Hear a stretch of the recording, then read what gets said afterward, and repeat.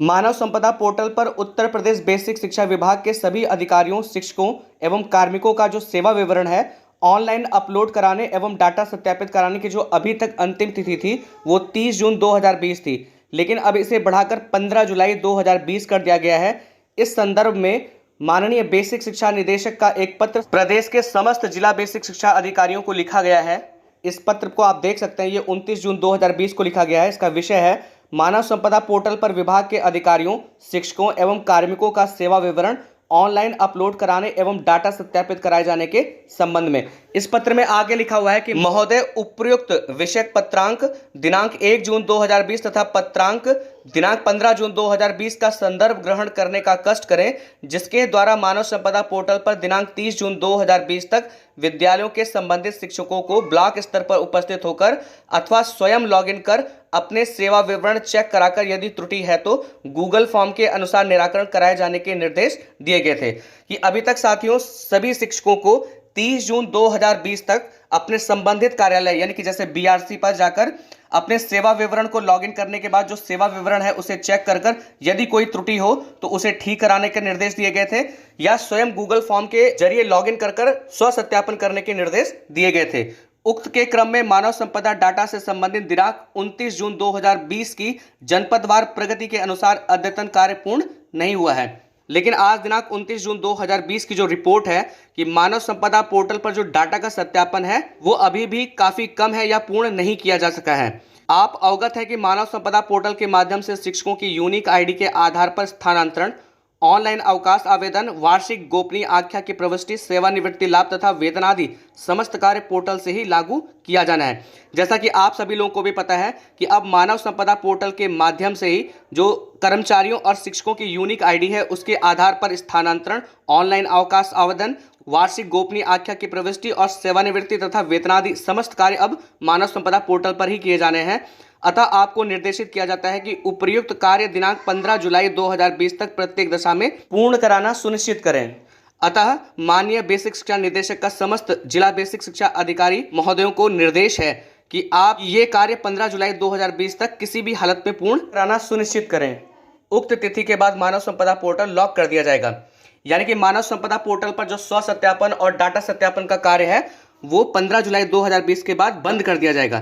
इसके लिए यह आवश्यक है कि जनपद के समस्त शिक्षकों को यह विधिवत सूचित कर दिया जाए कि सभी शिक्षक मानव संपदा पोर्टल पर अपना सेवा विवरण चेक कर लें तथा तत्परता से गूगल फॉर्म के माध्यम से त्रुटि का निवारण कर लें। इसके संबंध में ये भी निर्देश दिए गए हैं कि समस्त जिला बेसिक शिक्षा अधिकारी अपने जनपद के समस्त शिक्षकों को ये निर्देश दें कि वो अपना सेवा विवरण स्वयं चेक कर लें या संबंधित कार्यालय के माध्यम से चेक करा लें और गूगल फॉर्म के जरिए स्व सत्यापन करके अपना जो त्रुटि है उसका निवारण कर लें। यदि दिनांक 15 जुलाई 2020 के पश्चात जनपद के किसी शिक्षक का मानव संपदा पोर्टल पर डाटा अपलोड या सत्यापन हेतु छूट जाता है तो उसके लिए संबंधित शिक्षक ही उत्तरदायी होगा। अगर उक्त तिथि यानी कि 15 जुलाई 2020 के बाद भी अगर किसी शिक्षक का जो सर्विस का डेटा है उसमें अगर कोई त्रुटि रह जाती है तो इसके लिए स्वयं शिक्षक जिम्मेदार होगा। यह भी निर्देश किया जाता है कि दिनांक 15 जुलाई 2020 के पश्चात जिन शिक्षकों द्वारा मानव संपदा पोर्टल पर सेवा विवरण चेक करके यदि कोई त्रुटि है तो उसके निवारण के लिए गूगल फॉर्म नहीं भरा गया अथवा सेवा विवरण का सत्यापन किए जाने में कोई रुचि नहीं ली गई तो ऐसे अध्यापक का वेतन कदापि आहरित न किया जाए।